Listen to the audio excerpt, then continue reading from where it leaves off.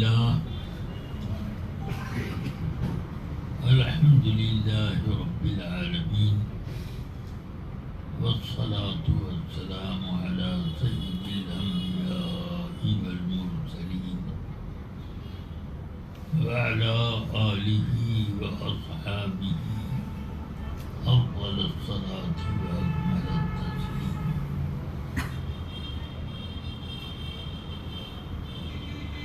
ایک بار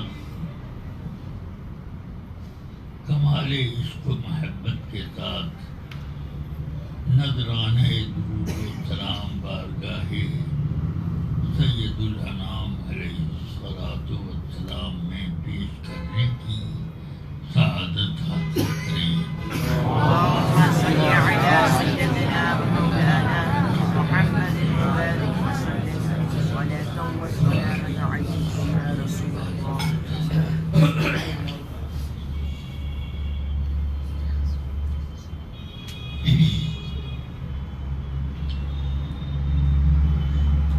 اللہ تبارک و تعالی نے انسانوں کی زندگی کا مقصد معرفت الہی اور قرب بارگاہ رکھا ہے. اسی لیے فرمایا کہ ما خلقت الجن والانس الا لیعبدون، میں نے جن و انس کو اپنی معرفت کے لیے پیدا کیا.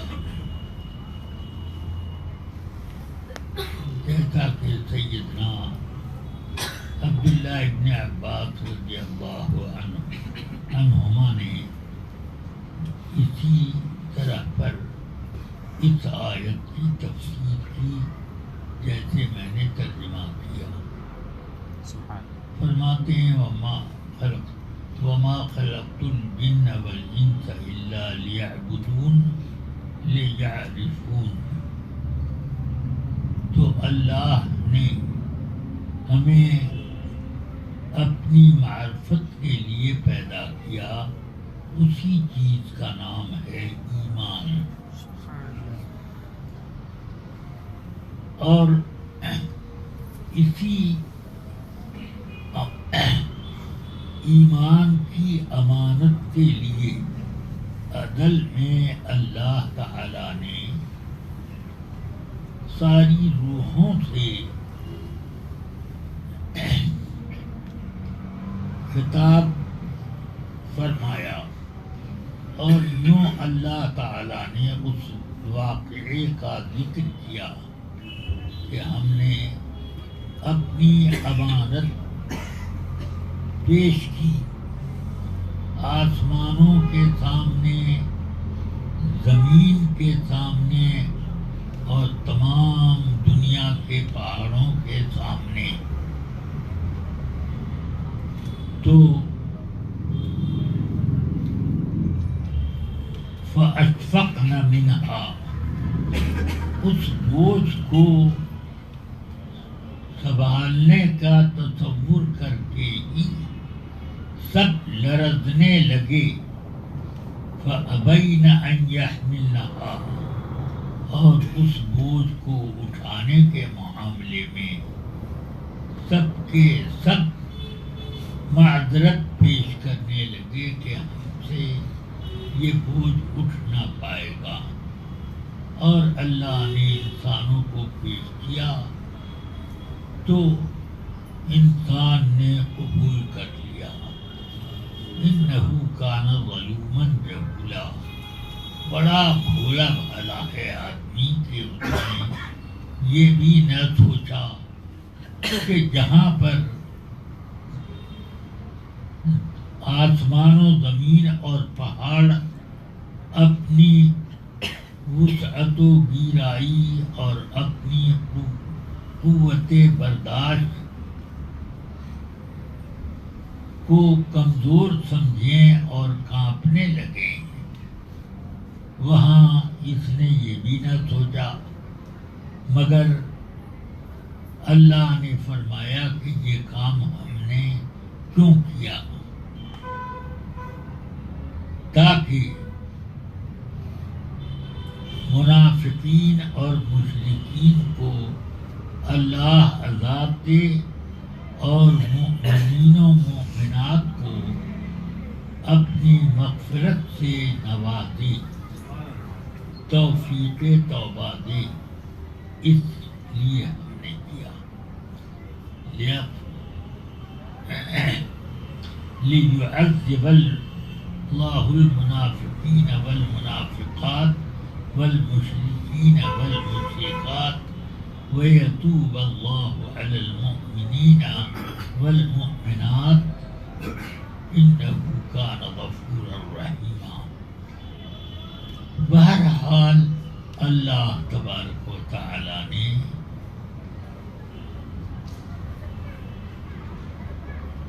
یہ امانت تو سب کو سپرد کی، مگر کم لوگوں نے دنیا میں آنے کے بعد اس امانت کا احساس رکھا ہو۔ ان اکثرهم الا وهم مشرکون، زیادہ تعداد کفار و مشرکین کی ہے، بھول گئے سب، اور بھلانے کے لیے شیطان پیدا کیا گیا اور یاد دلانے کے لیے فرشتے۔ تو اب اللہ تعالی نے اس میں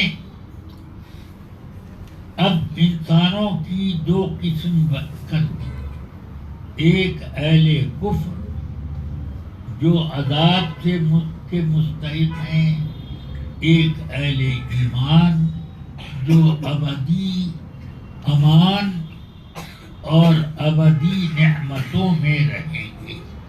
یہ اس کام میں اللہ تعالی نے جن لوگوں کو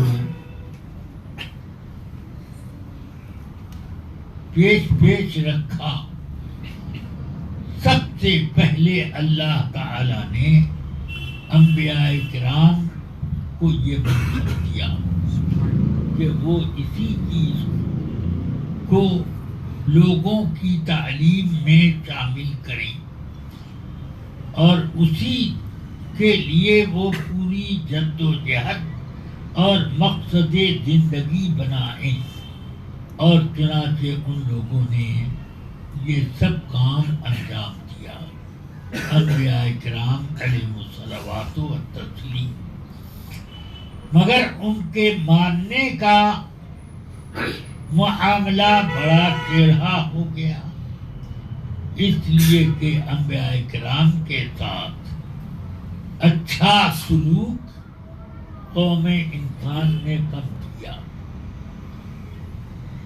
کم لوگ تھے جو ان کے حلقہ غلامی میں آئے، زیادہ لوگ وہ تھے جو انبیاء کرام کی مخالفت اور ان کے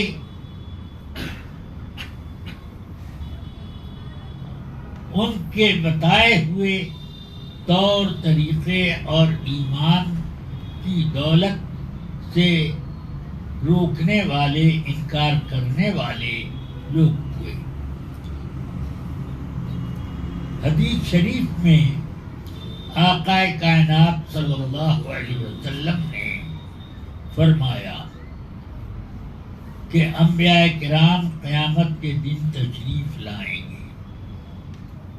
کچھ انبیاء کرام وہ ہوں گے کہ جن کے ساتھ بہت سے امتی ہوں گے، کچھ وہ ہوں گے ان کے ساتھ 20-25 امتی ہوں گے، کچھ وہ ہوں گے کہ اپنے ساتھ 5-6 2-4 امتی ہوں گے، اور بعض انبیاء کرام تنے تنہا آ جائیں گے،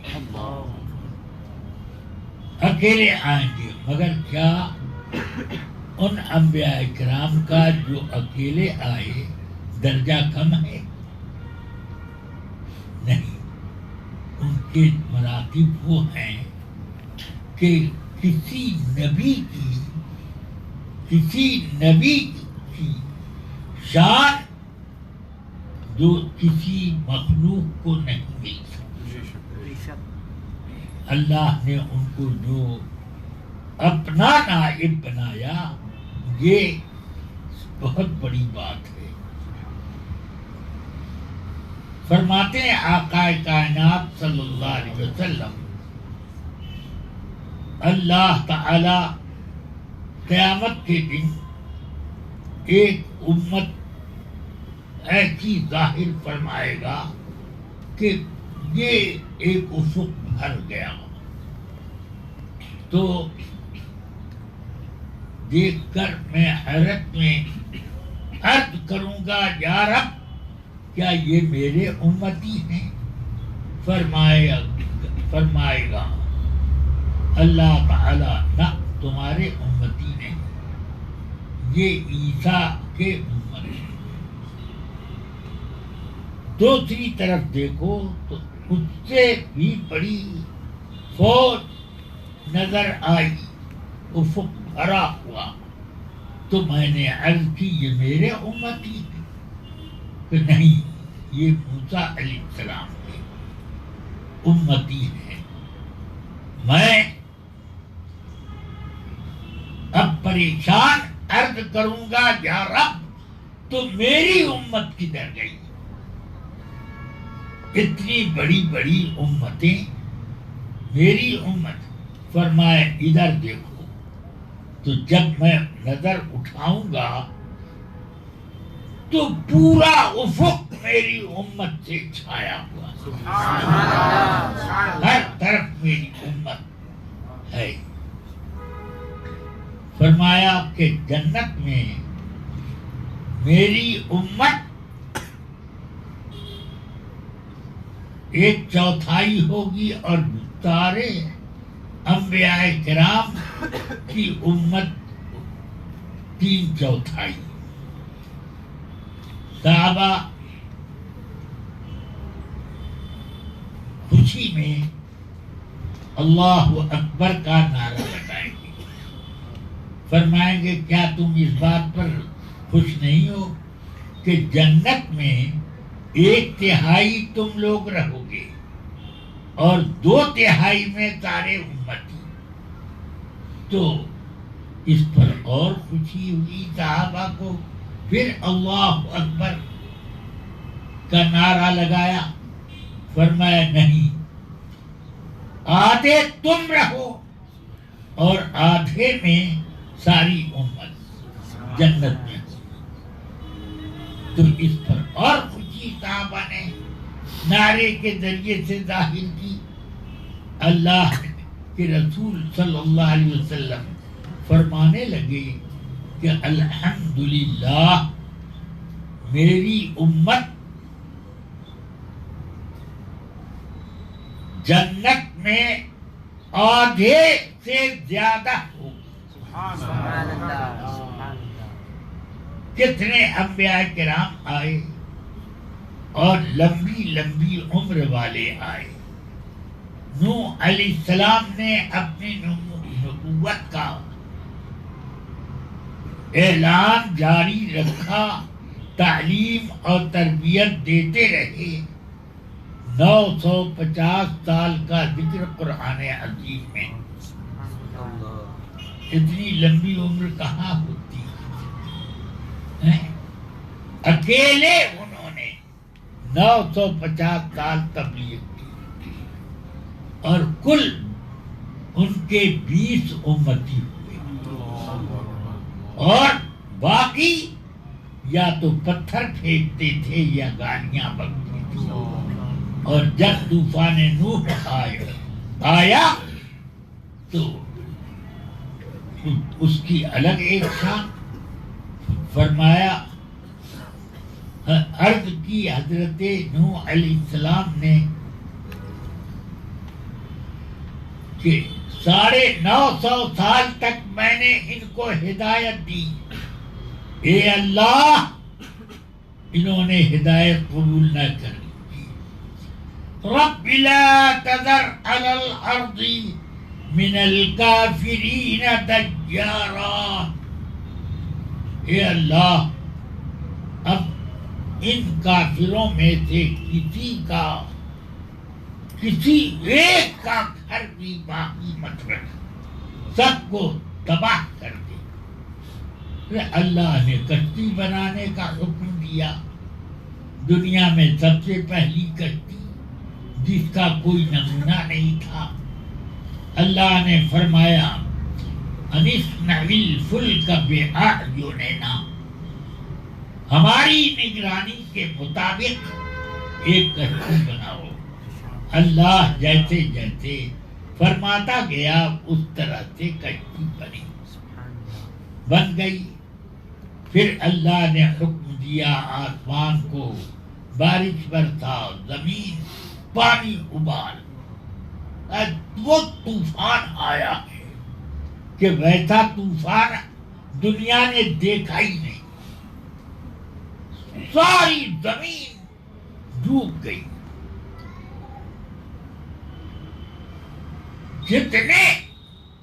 جتنی چیزیں تھیں سب پانی کے اندر، اور ایک کشتی نوح علیہ السلام وہی اوپر۔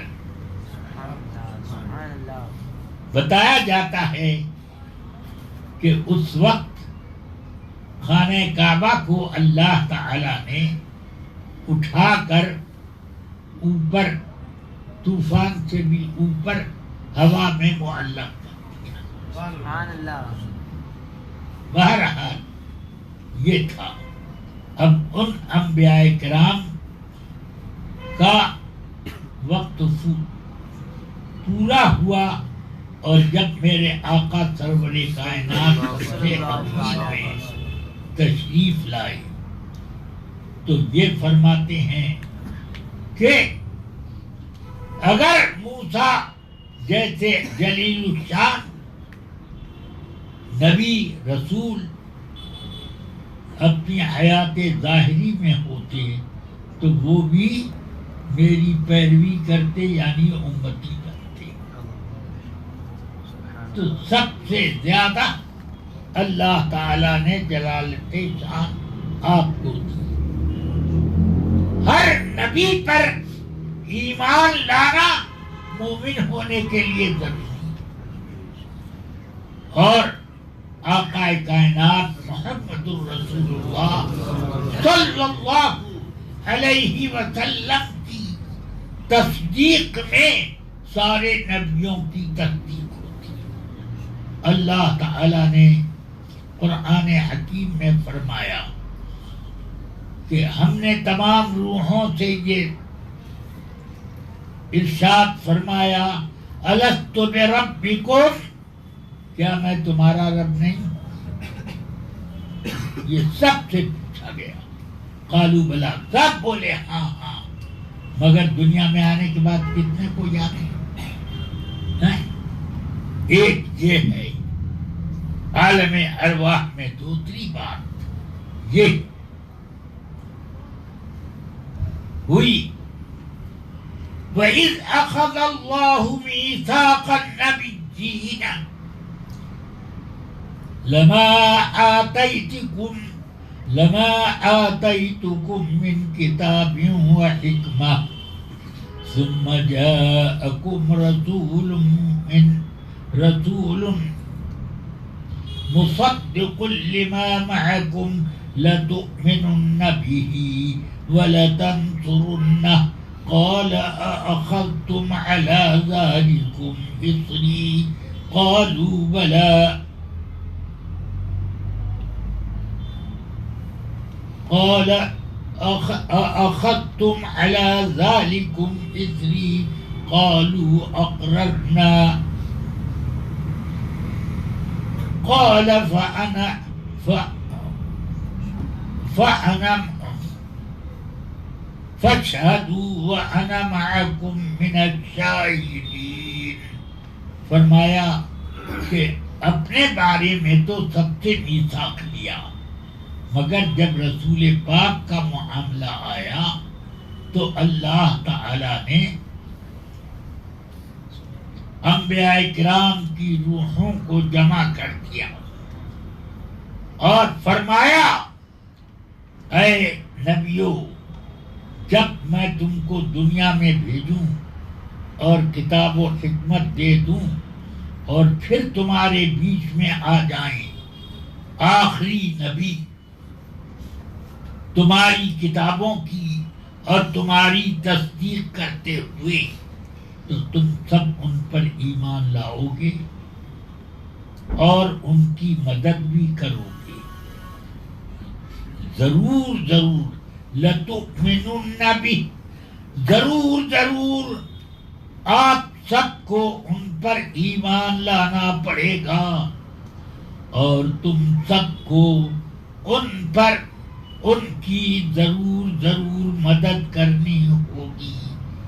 فرمایا قال اقررتم واخذتم على ذلكم اصری، اللہ نے پھر فرمایا کیا آپ سب اس بات کا اقرار کرتے ہو اور میرا پکا معاہدہ لیتے ہو؟ قالوا اقررنا، سارے انبیاء کی ارواح طیبہ نے یہ کہا ہم اس کا اقرار کرتے ہیں۔ قال فاشہدوا، تو اللہ نے فرمایا اے انبیاء کرام، ایک دوسرے پر تم گواہ بن جاؤ، سب ایک دوسرے کے اوپر گواہ بنو۔ وَأَنَا مَعَكُمْ مِنَ الشَّاهِدِينَ، اور آپ سب لوگوں کے ساتھ میں بھی ایک گواہ ہوں۔ سبحان اللہ، یہ میرے آقا کائنات کی شان، یہ عظمت ہے۔ اللہ تعالی نے اپنے لیے تو صرف الست بربکم کا معاہدہ کرایا تھا، مگر اپنے محبوب کے لیے عام پبلک میں کی وہ نہیں، بلکہ اس میں انبیاء کرام کی ارواح طیبہ میں یہ شان۔ میرے آقا سرور کائنات کے بعد، ان کی تشریف آوری کے بعد قرآن کا حکم ہے ما کان محمد ابا احد من رجالکم ولکن رسول اللہ وخاتم النبیین، کہ آپ کو آخری نبی بنا دیا اللہ نے، اب کوئی نبی نہیں آنے والا۔ تو اس اللہ کی طرف ہدایت کے لیے کون لوگ ہیں؟ وہ اس کو میرے آقا سرور کائنات صلی اللہ علیہ وسلم نے فرمایا کہ امت کے بڑے بڑے علماء یہ نبیوں کی طرح ہیں کا مطلب یہ نہیں، انبیاء بنی اسرائیل کی طرح کا مطلب وہاں یہ ہے کہ انہی کے طریقے پر ہیں۔ ہاں، ان کے درجے کو تو کوئی نہیں پہنچ سکتا، ان کے جیسا کون ہو سکتا ہے؟ یہ تو دیوبندی ہی کہتے ہیں، جیسا کہ الیاس تبلیغی جماعت کے بانی مبانی، ہاں، دعوت اسلامی کا بھی جو بانی مبانی وہ بھی الیاس، اور تبلیغی جماعت کا وہ بھی الیاس۔ ہاں، تو ملفوظات الیاس میں لکھا ہوا ہے کہ تم لوگ کیا ہو؟ اللہ نے فرمایا کنتم خیر امت اخرجت للناس تأمرون بالمعروف وتنہون عن المنکر، اللہ تعالی نے تمہیں نکالا ہے اسی کام کے لیے کہ تم برائیوں سے روکو، تم نبیوں کی طرح ہو، ہاں، نبیوں کے مثل ہو، یہ لکھا۔ یہ تبلیغی جماعت جھولا جھپڑ لے کے سنتی رہے، اب وہ نبیوں، تم لوگ انبیاء کی طرح ہو، انبیاء کی طرح بھی نہیں، انبیاء کی مثل ہو، نکالے گئے لوگوں کی ہدایت کے لیے. ہاں تو گھروں سے نکالے گئے ہو کہ نکالنے کے لیے. چلو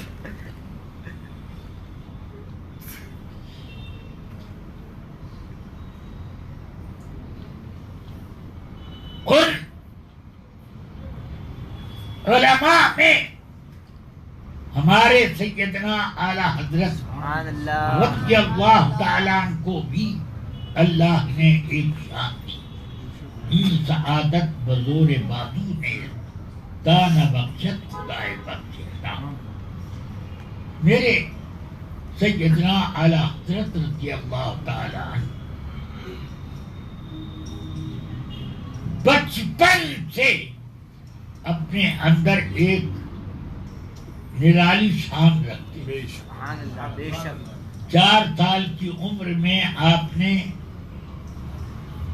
سخت کڑاکے کی گرمی پڑ رہی تھی، اس وقت آپ نے روزہ رکھ لیا. منع کرتے رہے لوگ مگر مانے نہیں، روزہ رکھا. آپ کے دادا حضور حضرت علامہ مفتی رضا علی خان صاحب رحمت اللہ تعالی علیہ، اور وہ اعلی حضرت سے بہت محبت رکھتے تھے. ان کو لے کر ایک کمرے میں گئے جس میں روزہ کھولنے کی افطار کا بڑا اہتمام سے سب سامان رکھا ہوا تھا کہ پہلا روزہ ہے، اس لیے ایک دعوت ہوگی. بہت شاندار انتظام تھا. تو اب اس میں کمرے میں لے گئے، دروازہ بند کر لیا، کہا دیکھو یہاں پر میرے اور تمہارے علاوہ کوئی نہیں ہے. میں قسم کھا کے کہتا ہوں کہ میں کسی سے کچھ نہیں کھاؤں گا. تم کو جو کچھ کھانا ہے کھا لو یہ، اور کسی کو پتہ نہیں چلے گا. شام کو سب کام ٹھیک ٹھاک رہے گا. ہاں تو اعلیٰ حضرت اس عمر میں فرماتے ہیں دادا جان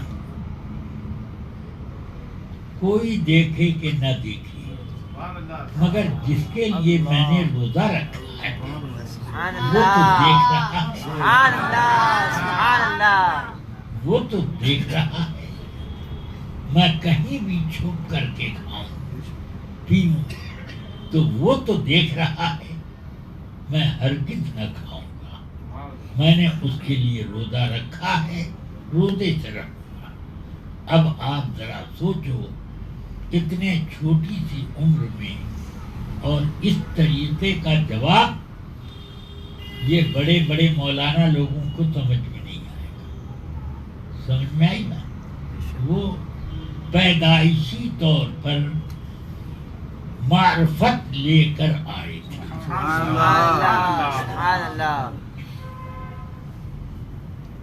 اور علم کا حال یہ تھا 7 سال کی عمر کے ہوئے تو آپ نے یہ وراثت کا ایک بڑا پیچیدہ مسئلہ جس کو حل کرنا مشکل تھا. اب وہ کئی بطون کا یعنی درجہ بدرجہ ایک مورث مر گیا، اس کے بعد وارثوں میں حصہ ہوا، ان وارثوں میں سے یہ مرا، اس کے بھی وارث، پھر اس کے وارث، ان کے وارث. اس طرح سے کئی درجے میں مرے لوگ اور ابھی وراثت بچی نہیں. سب کو اب یہ مسئلہ آیا تھا. حضرت علامہ مولانا مفتی نقی علی خان صاحب جو اعلیٰ حضرت رضی اللہ عنہ کے والد ماجد تھے، وہاں سے یہ اٹھا کر کے لے کے آ گئے اعلیٰ حضرت، اور وہ اس کا جواب لکھا. جواب لکھ کر والد صاحب کی خدمت میں پیش کیا. کبھی وہ جواب دیکھتے اور کبھی اعلیٰ حضرت کا چہرہ دیکھتے. اخیر تک پہنچ گئے تو فرماتے ہیں ہے کوئی عالم جو اس طرح کا جواب لکھ سکے؟ یہ 60 سال کی عمر کا معاملہ ہے. اس سے آپ اندازہ کریں کہ اللہ نے ان کو کس کام کے لیے بنایا تھا. جب آپ 10-12 سال کی عمر کے ہوئے پورے زبردست عالم تھے، مگر جب تک آدمی بالغ نہ ہو اس کو فتویٰ دینے کا حق نہیں. جب اس پر ہی اللہ کا کے فرائض اور اس کے محرمات نہ فرض ہیں نہ حرام، وہ ذمہ دار ابھی نہیں، تو دوسرے کو کیسے کہہ سکتے تیرے اوپر یہ فرض وہ فرض؟ فتویٰ نہیں دیتا. جس روز آپ 13 سال چند مہینوں کے ہوئے تو اس وقت آپ نے پہلا فتویٰ رضاعت کا لکھا، اور بہت شاندار. وہ یہ تھا کہ ایک بچہ کسی کا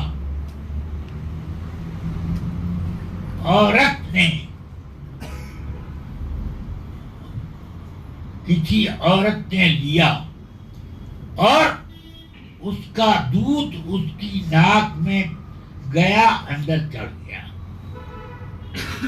سمجھے؟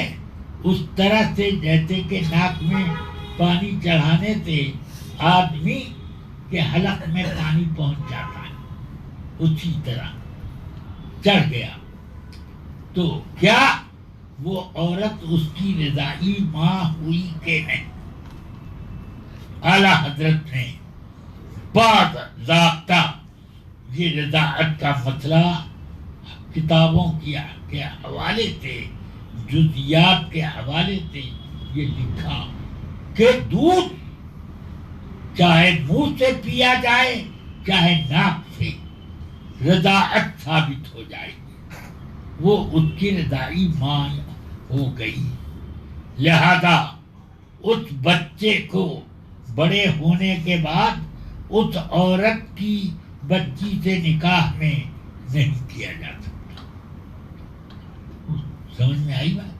نکاح اس سے نہیں ہو سکتا کیونکہ دونوں رضاعی بھائی بہن. یہ اس پر بھی آپ کے والد ماجد نے بڑی تعریف کی اور فرماتے ہیں اعلیٰ حضرت رضی اللہ تعالی عنہ بچپن میں علم حساب اور ریاضی میں بڑی محنت کرتا تھا. تو والد ماجد نے فرمایا اتنا حساب کتاب جس سے وراثت نکالی جا سکے وہ تو کبھی کا تم سیکھ چکے ہو اور یہ بہت ہو گیا. اب دین کے علوم پر زور دو، اور یہ تمہارا جو شوق ہے کہ ریاضی یعنی یہ میتھ جیومیٹری وغیرہ، اس کو تو یہ اللہ کی طرف سے تمہیں دے دیا جائے گا۔ سبحان اللہ۔ اعلیٰ حضرت فرماتے ہیں الحمدللہ اب علم ریاضی میں میری حالت یہ ہے کہ کوئی بڑے سے بڑا مسئلہ بھی آ جائے، مشکل سے مشکل، تو میں اس کو آسانی سے حل کر دوں گا۔ پورے ہندوستان میں کیا دنیا میں علم ریاضی کے بارے میں سر ضیاء الدین بانی علی گڑھ یونیورسٹی ان کا نام تھا۔ اس زمانے میں اعلیٰ حضرت کے ایک خلیفہ حضرت مولانا سید سلیمان اشرف صاحب علیہ رحمہ وہاں ان کے وہاں یونیورسٹی کے دینیات کے پروفیسر تھے۔ سر ضیاء الدین اکثر حضرت مولانا کے قیامگاہ بنگلہ میں تھی تو اس بنگلے میں آتے، اکثر شام کی چائے انہی کے ساتھ پیتے۔ ایک روز کہنے لگے کہ اب مجھے ایک لمبا سفر کرنا ہے، جرمنی جاؤں گا، کیونکہ وہاں کے ریاضی کے ماہرین وہاں بہت زیادہ ہیں، مجھے وہاں جا کر کے کچھ مسئلے حل کرنے، کہ میں جب وہ حل کرنا چاہتا ہوں تو حل ہی نہیں ہو رہا۔ تو سر ضیاء الدین سے حضرت مولانا سید سلیمان اشرف صاحب علیہ رحمہ نے فرمایا اتنا لمبا سفر، اس زمانے میں ہوائی جہاز وغیرہ تو تھا نہیں، پانی کے جہاز سے سفر کرنا پڑتا تھا، کشتیوں سے، کہ اتنا لمبا سفر آپ کریں گے؟ ارے یہاں بغل میں بریلی ہے، وہاں آپ جائیں، حضرت مولانا احمد رضا خان صاحب کی خدمت میں وہاں حل ہو جائے گا۔ تو انہوں نے کہا کہ میرا جیسا ریاضی داں اس کو حل نہیں کر پا رہا ہے تو ٹوٹی چٹائی پر بیٹھنے والے مولانا اس کو کہاں سے حل کریں گے؟ کہیں کہ آپ کہہ تو رہے ہیں، یہ ذرا جائیے، آپ دیکھ لیجئے، حل نہ ہو تو پھر مجھ سے کہیے گا۔ وقت اب یہ اصرار پر پڑ گئے، نتیجہ یہ ہوا کہ ٹھیک ہے آپ فرما رہے ہیں تو میں چلا جاتا ہوں۔ وہ گئے علی گڑھ سے بریلی، ٹرین سے وہ چلے گئے، اب تانگے پر بیٹھ کر آئے۔ اعلیٰ حضرت نماز کے لیے نکل رہے تھے اور آپ کے گھر سے مسجد کا فاصلہ بہت تھوڑا ہے، سمجھ گیا؟ جیسے یہاں سے یہ روڈ کا فاصلہ، ایسے ہی تھوڑا سا فاصلہ۔ ملاقات ہو گئی، علیک سلیک کے بعد اعلیٰ حضرت نے پوچھا کہ کیسے تشریف لانا ہوا؟ انہوں نے کہا 3 مسائل ہیں، ان کو تو کیا ہیں فرمائیے۔ تو انہوں نے ایک مسئلہ پیش کیا، مسجد کے دروازے تک پہنچتے پہنچتے اعلیٰ حضرت نے اس کا جواب دے دیا۔ دوسرا مسئلہ شروع کیا انہوں نے، اور اعلیٰ حضرت اس کا جواب دیتے رہے کہ مسجد کا دروازہ طے کر کے سیڑھیاں چڑھ کے اب وہاں قریب پہنچ گئے. فرمایا اب تو مسجد شروع ہو گئی, دنیا کی باتیں بند, نماز سے فارغ ہو کر مسئلہ حل کروں گا. نماز کے سے فارغ ہوئے. سر ضیاء الدین نے بھی اعلیٰ حضرت کے پیچھے نماز پڑھی. آئے ایک مسجد سے جب نکلے اعلیٰ حضرت گھر تک پہنچتے پہنچتے دوسرا مسئلہ حل ہو گیا. تیسرے مسئلے کو اعلیٰ حضرت اپنی دارالفتہ میں پہنچی. آپ وہ بیٹھے. اعلیٰ حضرت نے حاجی کفایت اللہ صاحب جو اعلیٰ حضرت کے خادم تھے ان سے فرمایا ایک ناشتے دان کا ڈبہ لے آؤ ایک, اور تھوڑا سا پانی لے کر آؤ. آئے. سوال یہ ان کا تھا کہ حساب لگا کر میں دیکھتا ہوں کہ حساب سے پورے طور پر سورج ڈوب چکا ہے, مگر ڈوبا نہیں رہتا ہے, کیونکہ جب میں سر اٹھا کے دیکھتا ہوں تو تھوڑا سا چمک رہا ہے. تو یہ حساب لوگار وغیرہ کے سارے حساب سے میں صحیح حساب لگا لیتا ہوں, اور یہ نہیں ہوتا. کیوں نہیں ہوتا, یہ سوال تھا. اعلیٰ حضرت نے فرمایا کہ حاجی صاحب جاؤ لے آؤ پانی اور وہ ناشتان کا ڈبہ. ایک ڈبہ آیا, اس میں ایک سکہ اعلیٰ حضرت نے بیچ میں رکھ دیا. اب فرمایا کہ آپ کھڑے ہو جائیے اور اتنے فاصلے پر جائیے کہ یہ دوانی جو میں نے اس میں رکھ دی ہے جو سکہ یہ نظر نہ آئے. اتنا ذرا سا ہو جائے کہ تھوڑا سا فرق کہ آپ دیکھیں کہ کہاں تک نظر آ رہا ہے اور کتنا آگے بڑھنے تھے, یہ پیچھے ہٹنے تھے, وہ نظر نہیں آتا. بس اتنے ہی ہٹ جائیے. ہٹ گئے کہ اب نہیں نظر آ رہا. فرمایا بس آپ وہیں پر کھڑے رہیے. اس میں تھوڑا سا فرمایا کہ حاجی صاحب ایک انگل پانی اس میں ڈالو, اتنا پانی, ایک انگل پانی اس میں پہنچ جائے, مگر سکہ ہلے نہیں.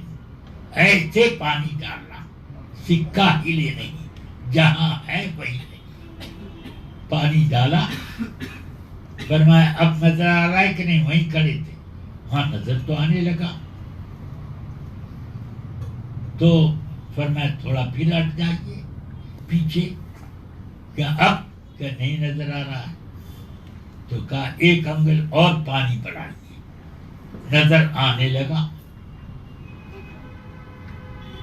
تو فرمایا بس حساب میں یہی غلطی ہے, آپ کے حساب میں یہی غلطی ہے. آپ کو اس حساب میں یہ بھی رکھنا پڑے گا کہ جب آدمی آفتاب کی طرف دیکھتا ہے کہ ڈوب رہا ہے تو افق پر بہت سے بخارات گرد و غبار جمع ہوتے ہیں. سمجھ گیا؟ تو آفتاب ڈوب جاتا ہے مگر اس گرد و غبار کی وجہ سے یا وہاں کے بخارات کی وجہ سے نظر سیدھے جا کے وہاں ٹوٹ کے یوں بھی نیچے جاتی ہے. اس بنا پر وہ آفتاب نظر آئے گا، وہ آفتاب نظر آئے گا، اس میں آپ 9 دقیقے کی ایک قوس بڑھا دیجیے تو اس وقت آپ کو آفتاب بالکل ٹھیک ڈوبا ہوا نظر بھی آئے گا، اور وہ ڈوب گیا۔ اب شرعن بھی عرفن بھی اعلیٰ حضرت نے فرمایا، اسی لیے میں نے یہ سکہ اس میں رکھا کہ آپ کھڑے ہو جائیے اور دیکھیں کہ کس جگہ کس نقطے پر پہنچنے کے بعد اب وہ نظر نہیں آ رہا ہے۔ اور جب پانی پڑ گیا تو پانی کی وجہ سے وہ وہاں کی فضا گاڑھی ہو گئی، جب گاڑھی ہو گئی تو نظر ٹوٹ کر کے وہاں تک چلی گئی، یوں سیدھے جا رہی ہے اور ذرا سے باقی ہو جائے گی، یہ ہوتا ہے۔ فرمایا کہ اس کا تجربہ آپ یوں کر سکتے ہیں کہ ایک سیدھی لکڑی آدھی پانی میں ڈبو دیں اور آدھی اوپر رکھیں تو لکڑی تو بالکل سیدھی ہے، سمجھ گئے؟ جیسے میری چھڑی ہے، اب وہ میں ڈبو دوں پانی میں، آدھی باہر رکھوں تو پانی کی سطح پر وہ معلوم ہوگی کہ جو لکڑی میری ٹیڑھی ہو گئی، وہاں سے ٹوٹ گئی۔ یہ ہوتا ہے کہ کیوں آپ کو وہ لکڑی ٹیڑھی نظر آ رہی ہے؟ اس لیے کہ پانی کی سطح ہوا کی سطح سے جو کثیف اور گاڑھی ہوتی ہے، تو گاڑھی چیز پر جب نظر جاتی ہے تو وہیں سے ٹوٹ کے نیچے جاتی ہے۔ یہ اعلیٰ حضرت نے سمجھا دیا۔ اب وہ کہنے لگے، حضرت مولانا سید سلیمان اشرف صاحب کی بارگاہ میں، کہ اب مجھے سمجھ میں آیا کہ علم لدنی بھی کوئی سمجھ گیا۔ ہاں، تو یہ اعلیٰ حضرت کا یہ علم تھا۔ اعلیٰ حضرت کے انتقال کے بعد جب خبر پہنچی تھانہ بھون مولوی اشرف علی کے پاس تو دار قطار رونے لگا، کہنے لگا کہ اتنا بڑا عالم دنیا سے اٹھ گیا۔ تو مرتضی حسن، مولوی مرتضی حسن دربھنگی، میں تو دربھنگی کہتا ہوں، ہاں، تو وہ اشرف علی کے شاگرد اور معتمد علیہ تھے، وہ وہاں بیٹھے، کہنے لگے کہ زندگی بھر تو آپ کو وہ کافر کہتے رہے اور مرے ہیں تو آپ رو رہے ہیں، کیونکہ میں اس بات پر نہیں رو رہا ہوں کہ یہ اس رونے وہ مجھ کو ان کے مرنے کا غم ہے، بلکہ میں اس بات پر رو رہا ہوں کہ ہم ہندوستانیوں کو اس بات پر فخر تھا کہ دنیا میں کوئی ایسا عالم نہیں ہے کہ ہر علم پر اس کی گہری نظر ہو، وہ ہمارے ہندوستان میں تھے، اور وہ چلے گئے تو جس بات پر ہمیں فخر تھا وہ اب نہ رہا۔ یہ اس نے کہا۔ اس سے سمجھ میں آتا ہے کہ جس کمال کا ایک دشمن قائل ہو وہ صاحب کمال کیسا کمال ہے۔ یہی وجہ ہے کہ اعلیٰ حضرت رضی اللہ تعالی فتویٰ لکھتے تھے تو قلم ساتھ نہیں دیتا تھا، مگر لکھتے چلے جاتے، لکھتے چلے جاتے، اور چونکہ جلدی میں لکھنے میں کچھ خط کھینچا جاتا ہے خط، تو اس کو پڑھنے میں ذرا محنت پڑتی ہے۔ تو 4 آدمیوں کو بیٹھاتے تھے کہ نقل کریں، ایک پیج لکھا ان کو دیا، دوسرا پیج لکھا ان کو دیا، تیسرا پیج لکھا ان کو دیا، چوتھا لکھا اس چوتھے کاتب کو دیا، چوتھے کو دیا، 5واں لکھ کے فارغ ہوئے تو پہلا والا اپنے پیج سے نقل کر کے فارغ ہوا، تو اس کو مل گیا 5واں۔ اتنی تیز رفتاری تھے، آپ فتوے لکھا کرتے تھے، سمجھ گئے؟ نقل کرنے والے 4 پیج نقل کر رہے ہیں اور 4 پیج الگ الگ نقل کر رہے ہیں، اور اعلیٰ حضرت رضی اللہ عنہ کے 4 پیج ہو گئے اور نقل کرنے والے کا ابھی 1 پیج ہوا، سمجھ گئے؟ اور جب 6 آپ لکھ چکے تو اس وقت یہ دوسرا والا فارغ ہوا۔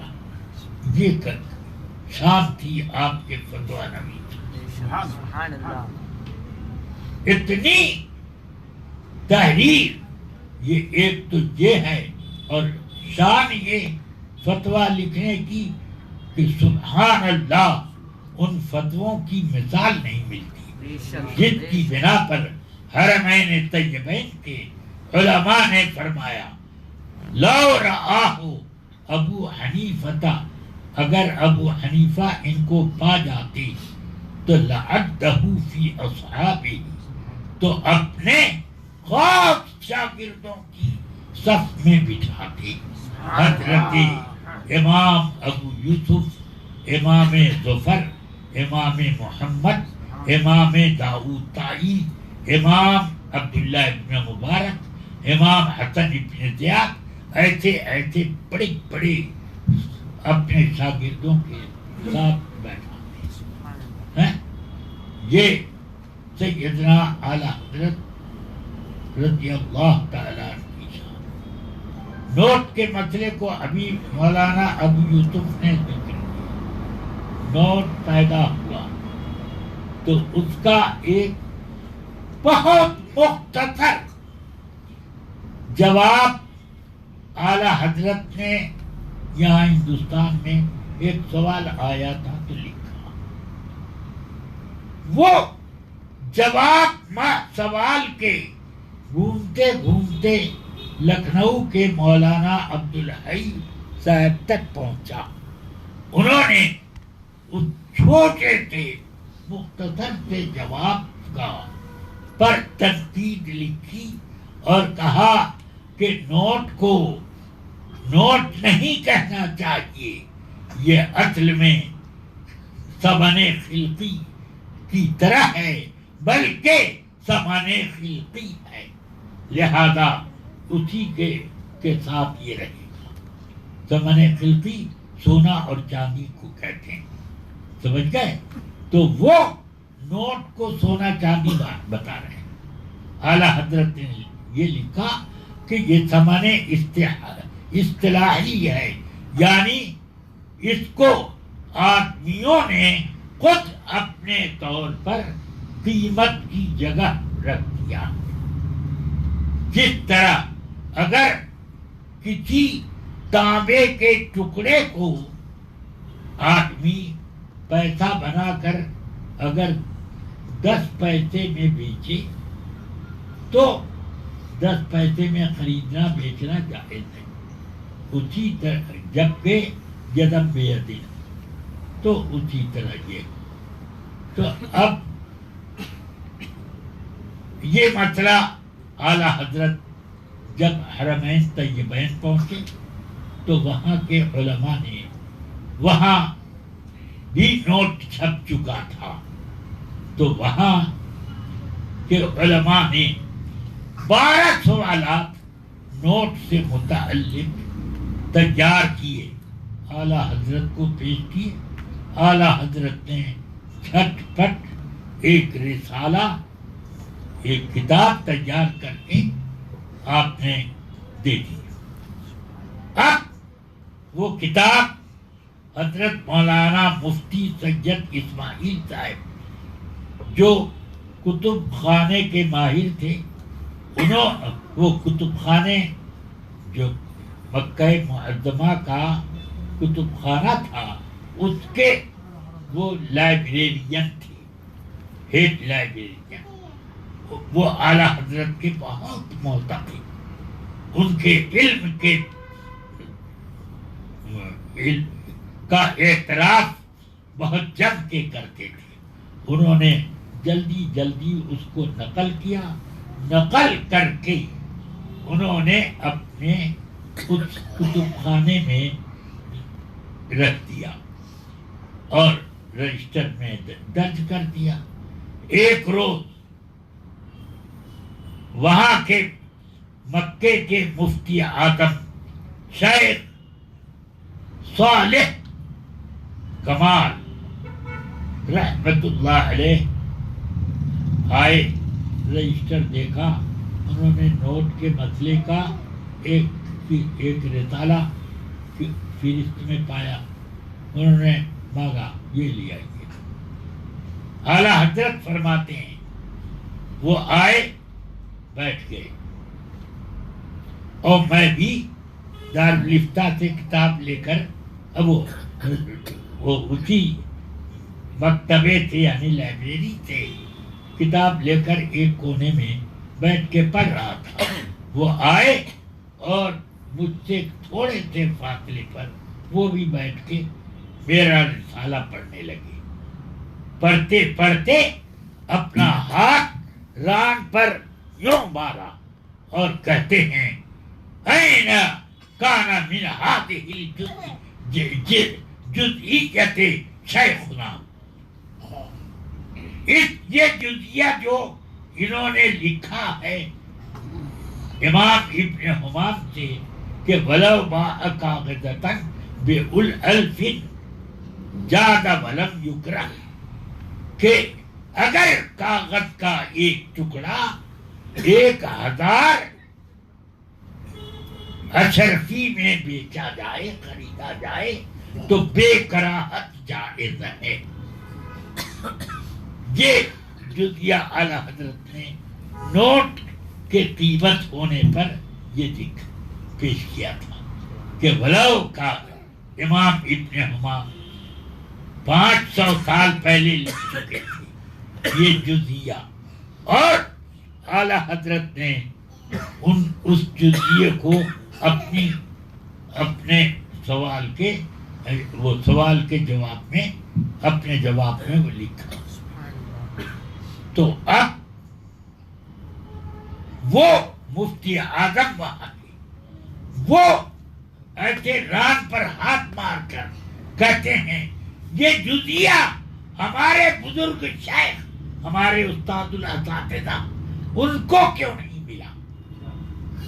تو یہ ایسے بولے تو شیخ سید اسماعیل علیہ رحمہ وہ قریب تھے. ان کا کیا بات ہے کہ یہ جزیہ دیکھیے، آپ تو بڑے صاحب علم ہیں، دیکھیے یہ جزیہ انہوں نے وہاں سے لکھا، اور ہمارے استاد سے جب یہی مسئلہ پوچھا گیا تو انہوں نے کہا کہ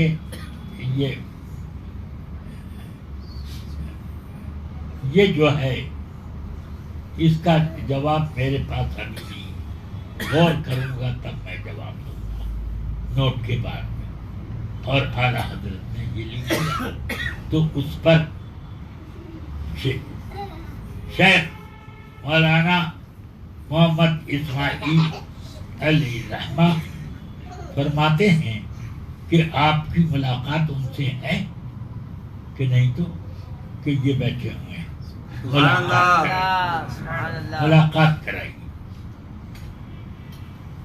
حضرت مولانا شیخ صالح علیہ الرحمہ نے ایک رسالہ وسیلے کے بیان میں لکھا، اس میں اعلیٰ حضرت کا ذکر کیا، تو اس طرح سے ذکر کیا کہ اس مسئلے کی تفصیل شیخ احمد رضا نے کی، اور یہ لوگ انکار کرتے ہیں، مولوی اشرف علی وغیرہ کا ذکر کیا، یہ لوگ انکار کرتے ہیں جب کہ شیخ احمد رضا کی جوتی کے برابر بھی ان کو ان کی شان نہیں، یہ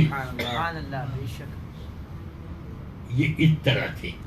بہرحال اعلیٰ حضرت رضی اللہ تعالیٰ عنہ کی یہ تو علمی خوبیاں ہیں، اسی وجہ سے حرمین کے ائمہ نے فرمایا، بڑے بڑے علماء، آج کل کے یہ پیٹرو ڈالر پہ بکنے والے لوگ نہیں مراد ہیں، ہاں یہ کہ بادشاہ سے لے کے رعایا تک سب امریکہ کے غلام اور سب برٹش کے غلام، تو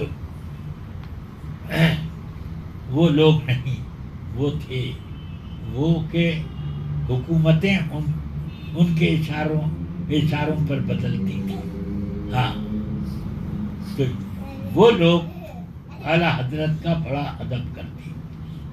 حضرت مولانا اسماعیل صاحب علیہ الرحمہ نے اعلیٰ حضرت کو اپنے گھر، جو محافظ مکتبہ حرم تھے، لائبریرین، ہیڈ لائبریرین تھے، تو انہوں نے اعلیٰ حضرت کو اپنے گھر مہمان بنا کر رکھا، کہا کہ میں کہیں کرائے کے مکان پر نہیں رہنے دوں گا، آپ کو میرے گھر رہنا، میرے گھر رہنا۔ تو اب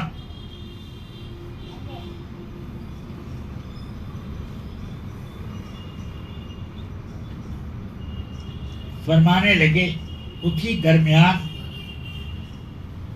میں بیمار پڑ گیا، الدولۃ المکیہ لکھ رہا تھا، ابھی 4 گھنٹے کا لکھا تھا، اور مجھے سخت بخار ہو گیا، لکھنا وغیرہ چھوٹ گیا، تو ان کے یہاں قیام تھا، تو انہوں نے کہا کہ اب تو آپ کے آرام کا انتظام دوسری جگہ کرنا، تو انہوں نے ایک جگہ بستر لگایا، تو اوپر کبوتر رہتے تھے، تو وہ ڈنڈا لے کر آئے کہ کبوتر کے گھونسلے گرائیں، تو اعلیٰ حضرت کی نظر پڑ گئی کہ یہ کیا آپ کر رہے ہیں، کہ ان کا گھونسلہ اجاڑ دوں، نیچے آپ کی پلنگ لگے گی، ورنہ تنکے وغیرہ یہ لوگ آپ کے اوپر گرائیں گے۔ فرمایا آپ مفتی ہیں، مسئلہ خوب جانتے ہیں، حرم کے جانوروں کو چھیڑنا جائز نہیں۔ انہوں نے گھونسلہ آپ کے یہاں لگایا، تو گھونسلہ ہٹانا یہ ان کے ساتھ چھیڑخانی کرنی، اس کو چھوڑ دیجیے۔ تو پھر آپ کا بستر کہاں لگے، یہ تو دروازہ پڑ رہا ہے، ادھر لگاؤں گا تو لوگ آئیں گے کہتے، ہر وقت تو آپ کے پاس لوگ آتے رہتے ہیں، علماء آپ کی زیارت کے لیے آئیں، تو کیسے کیا ہو؟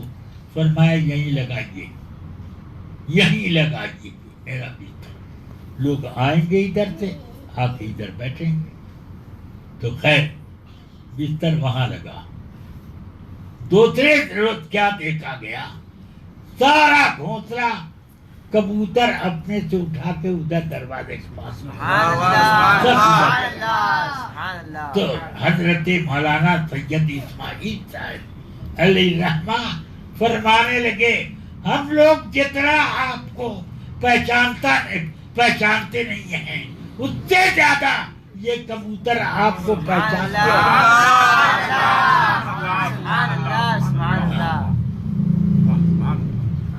کہ آپ کا بستر ادھر لگا تو ان کو سمجھ میں آ گیا کہ ان کو تکلیف ہو جائے، لہذا ایک ایک تنکا چن کر کے لے جا کے ادھر لگا. سبحان اللہ. یہ اعلیٰ حضرت کی شان. بہرحال سیدنا اعلیٰ حضرت رضی اللہ عنہ کتنے علوم رکھتے تھے. علم جفر ایک علم ہے. اللہ جس کو چاہتا ہے اسی کو یہ علم ملتا ہے، ورنہ محروم رہتے ہیں لوگ. فرمایا کہ میں نے ارادہ کیا کہ اس سال میں حج کے لیے جا رہا ہوں. علم جفر میں نے سیکھ لیا ہے. بیت المقدس کے علماء اس علم میں بڑے ماہر ہوتے ہیں، وہ آئیں گے حج میں وہ لوگ بھی، تو ان سے کچھ میں اس فن کی تکمیل کر لوں گا، پورا کر لوں گا. تو جب آئے وہ لوگ تو میں نے ان کی تلاش کروائی اور ان کی خدمت میں پہنچا. میں نے کہا کہ مجھے علم جفر آپ کو سیکھنا، آپ حضرات سے سیکھنا ہے. کہ کہاں تک آپ سیکھے؟ میں نے کہا کہ میں اتنا سیکھ چکا ہوں. اتنا آپ سیکھ چکے؟ وہاں تک تو ابھی ہم لوگ نہیں پہنچے. پھر ان لوگوں نے اپنے علم کی تکمیل میں مجھ سے میں نے ان کو یہ اعلیٰ حضرت. اس سے آپ اندازہ کریں کہ ان کا علم لدنی تھا. کس طرح جغرافی، یہ جغرافیہ کہتا ہوں، یہ علم ریاضی جو میتھ وغیرہ سے متعلق ہوتا ہے، میتھ جیومیٹری وغیرہ سب علم ریاضی میں آتا ہے. علم ہیئت، علم حساب اور علم وہ جیومیٹری، یہ سب اسی ریاضی میں آتا ہے. ریاضی کے بارے میں اعلیٰ حضرت نے فرمایا ہندوستان میں 2.5 ریاضی داں گزرے ہیں، ہوئے 2.5. پہلے ایک مولانا غلام حسین کنتوری، دوسرے آدھے جو ہیں وہ مولانا امام الدین صاحب شارح تشریح الافلاق، اور ایک میں ہوں. سمجھ میں آیا؟ ماضی میں خلافت عباسیہ کے اخیر دور میں ایک نصیر الدین توسی گزرا جو جیومیٹری کا اتنا بڑا ماہر تھا کہ اس نے جیومیٹری کے مقالے لکھے، 4 مقالے. اس میں تمام شکلیں جیومیٹری کی جمع کر دی، اور اسی کی بنا پر وہ اتنا مقبول ہوا کہ انگلش میں اور دوسری یورپین زبانوں میں اس کا ترجمہ کر کے یونیورسٹی میں داخل کیا گیا. اعلیٰ حضرت اس کے بارے میں فرماتے ہیں اپنے رسالہ درء القبح عن درک الصبح میں. چھوڑو بات نصیر الدین توسی کی، وہ تو علم حساب میں کچا تھا اور اس کا حساب کی غلطیاں نقل کی اعلیٰ حضرت نے. تو اعلیٰ حضرت کی یہ شان. الجبرا یہ بھی ریاضی کا ایک حصہ. اس میں ایک رسالہ میں نے دیکھا، ایک صاحب اس کو اعلیٰ حضرت کی لائبریری سے اس رسالے کو اٹھا کے لے آئے. اپنے گھر لگے ہوئے تھے. میں گیا تو ان کے پاس ملنے گیا تو ان کا میرے پاس کچھ تبرکات ہیں اعلی حضرت کے. تو میں نے کہا کہ آپ کے پاس کیسے آ گئے. تو وہ بہانے لوگ تلاش کر کے وہ چھپا کے لیے چلے آتے. تو مجھے دکھایا تو میں نے اس کو مطالعہ کیا تو دیکھا کہ الجبرا کے قواعد جو لکھے ہوئے تھے عربی زبان میں اعلیٰ حضرت نے سب پر حاشیہ لکھ چڑھایا. یہ قاعدہ 4 سیڑھی طے کرنے کے بعد آدمی نتیجے تک پہنچتا اور اگر اس میں ترمیم کر دی جائے تو 2 مرتبہ یہ عمل کرتے ہیں 2 سیڑھی چڑھنے پر نتیجہ نکل آتا. تو جگہ جگہ ایسے ہی اعلیٰ حضرت نے پورے رسالے میں لکھا. میں دنگ رہ گیا کہ میں نے جب حضور حافظ ملت سے اس کا ذکر کیا تو فرمانے لگے اعلیٰ حضرت علم ریاضی میں مجتہد تھے. ہاں وہ مسائل خود بناتے تھے قواعد خود بناتے تھے. یہ شان تھی. بہرحال میں کیا بتاؤں اعلیٰ حضرت رضی اللہ تعالیٰ کے بارے میں 25 صفر سن 1340 کو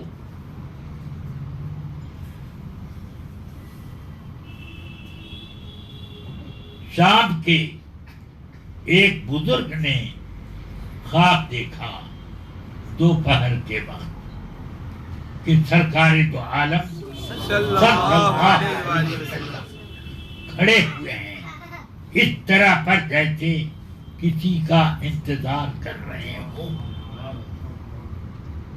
تو انہوں نے عرض کی یا رسول اللہ کن کا انتظار ہو رہا ہے؟ فرمایا شیخ احمد رضا ہندی آنے والے ہیں ان کا انتظار کر رہا ہے. تو وہ حافظ ملت فرماتے ہیں ہم لوگ جب اجمیر شریف میں حضرت صدر الشریعہ علیہ رحمہ کی خدمت میں پڑھتے تھے تو وہ بزرگ آئے تھے بریلی شریف پھر اجمیر شریف خواجہ غریب نواز کی بارگاہ میں آئے اور ہم لوگ ان سے ملے. ان سے پوچھا کہ آپ ہندوستان کیسے تشریف لائے؟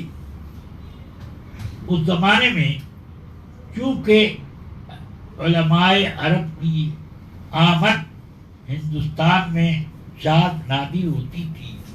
جب وہ لوگ آتے تھے تو بھیڑ لگ جاتی تھی علماء. ہاں تو ہم لوگوں نے ان کو گھیر لیا. پوچھنے لگے کیسے آپ آئے؟ تو انہوں نے کہا کہ میں صرف اس لیے آیا تھا کہ میں نے 25 صفر کو صفر 40 میں نے یہ خواب دیکھا کہ سرکار دو عالم صلی اللہ علیہ وسلم انتظار فرما رہے ہیں. تو میں نے سوچا چلو شیخ احمد رضا کی ہندی شیخ احمد رضا ہندی کی زیارت کروں کہ کون ایسے بزرگ ہیں کہ جن کے انتظار میں آقائے کائنات کھڑے. سمجھ میں آئی بات؟ تو میں آیا دہلی کے علماء سے ملا.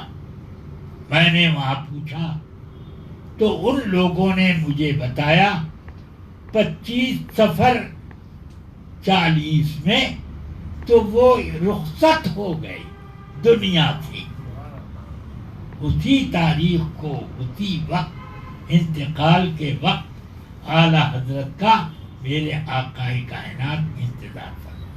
انہوں نے تو حضور حافظ ملت نے اس واقعے کو لکھا کہ ان بزرگ نے ہم لوگوں سے یہ بتایا تو ہم کو سمجھ میں آ گیا کہ اعلیٰ حضرت رضی اللہ تعالیٰ عنہ کی شان بارگاہ رسالت میں اتنی بلند و بالا ہے کہ آقائے کائنات ان کی آمد کے انتظار میں. جان و دل ہوش و خرد سب تو مدینے پہنچے, تم نہیں چلتے رضا سارا تو یہ ہے میرے اعلیٰ رضی اللہ تعالیٰ. اب وہ بزرگ بریلی شریف کہتے ہیں کہ وہ اجمیر شریف سے پھر بریلی شریف حاضر ہوئے اور اعلیٰ حضرت کے مزار پر انہوں نے فاتحہ پڑھی. بہرحال اور تو بہت سے واقعات ہیں, اب آہستہ آہستہ کبھی کبھی یاد آتے جاتے ہیں اور ان کو بیان کیا جاتا ہے. اللہ تبارک و تعالی ہم سب کو سیدنا امام احمد رضا قدس سرہ العزیز کی غلامی میں قبول کرے. آمین. ابھی مولانا ابو یوسف نے بتایا کتنے علوم و فنون پر آپ کو ید طولہ حاصل تھا, سمجھ میں آیا؟ ہاں, مگر ان فنوں کا جان لینا تو ایک فن ہے, یعنی ایک کمال ہے, مگر بڑا کمال یہ ہے کہ ان تمام علوم کو دین کی خدمت پر جتا دیا. کیا علم منطق سے کیا آدمی فقہ کی خدمت لے سکتا ہے؟ علم فلسفہ سے کیا خدمت لے سکتا ہے؟ اسی طرح ریاضی سے کہ یہ علم ہیئت ہے, یہ علم حساب ہے, یہ الجبرا ہے, یہ علم جیومیٹری ہے وغیرہ وغیرہ, اوکلندیت ہے, یہ سب بہت اپنی جگہ پر, مگر ان سب سے خدمت لے لینا دین کے کام کا ہی یہ ایک بڑا بے مثال کمال ہے. یہ صرف اور صرف اعلیٰ حضرت کی ایک شان ہے. جب فوز مبین در رد حرکت زمین اس کتاب کا مطالعہ کیا جاتا ہے, میں نے بھی مطالعہ اپنی جوانی میں کیا اور میں نے یہ دیکھا کہ فلسفے اور علم ہیئت اور بہت سارے علوم و فنون سے آپ نے یہ ثابت کیا کہ زمین کبھی حرکت نہیں کر سکتی.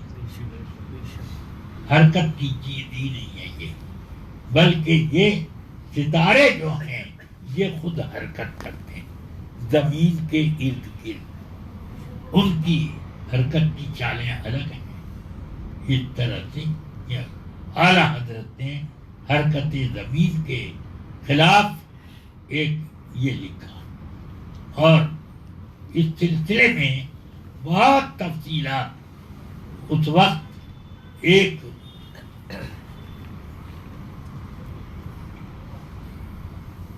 اخبار میں بہت زور شور سے یہ خبر چلت رہی تھی کہ سائنسدانوں نے یہ اعلان کیا ہے کہ فلاں تاریخ کو سورج میں ایک طوفان اٹھے گا اور وہ طوفان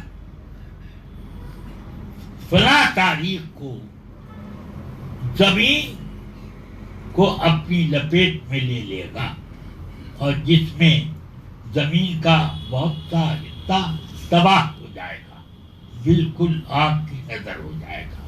وہ مضمون چل رہا تھا کہ اس لیے کہ زمین حرکت کر کے آفتاب کے فلاں مقام پر اس وقت پہنچے گی جہاں طوفان ہوگا۔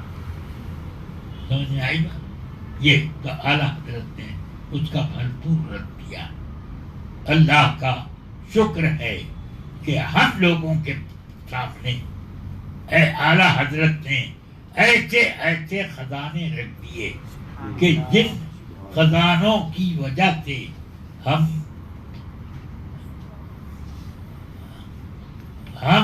دنیا میں نئے نئے وسائل پیدا ہونے پر بھی اپنے ایمان کی حفاظت کر سکتے ہیں۔ الحمدللہ۔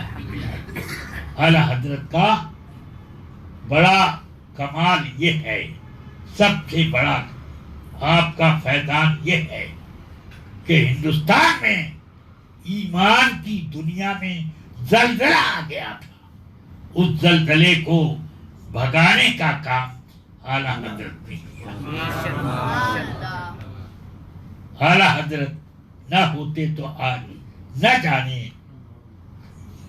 وہابیت کس شباب پر ہوتی، قادیانیت کس عروج پر پہنچی ہوتی۔ سب کو اعلیٰ حضرت نے طوق لعنت پہنا دیا اور سب کو ایسی جگہ پہنچا دیا کہ کم سے کم علم رکھنے والا بھی وہابیوں کا رد کر لیتا ہے، قادیانیوں کا رد کر لیتا ہے۔ سب یہ اعلیٰ حضرت کا فیضان ہے۔ وآخر دعوانا ان الحمدللہ۔ چلیے